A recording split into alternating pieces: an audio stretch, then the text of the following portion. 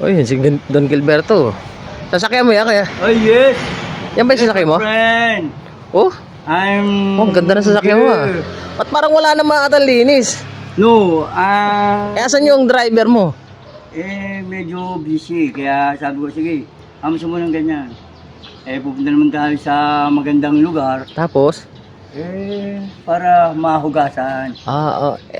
Magsusunod. Maganda kasi na malinis naman tingnan. Hindi, okay lang yun. No problem.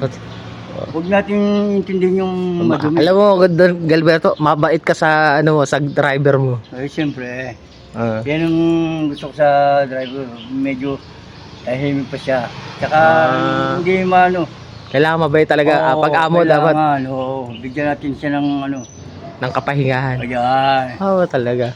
Pero Alam mo, kung ikaw amo ko, nako. sarap talaga pagka merong Oo, ganun. Diba? oo.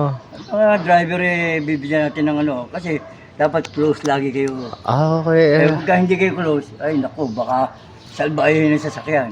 Kaya talaga kailangan mabait ang amo. Oo, baka ibangga pa, di ba? Oo. Nakita mo, kahit hindi malinis, okay lang, Oo. no problem. Di ba? Okay, wala. Sige. Napakabait po, Don Gilberto. Thank you. Okay. Ano bang sasakyan yan? Navarro. Navar. Okay, sige. Okay ha? Okay. Mga viewer, thank you. Ah. Pakinggan nyo, oh.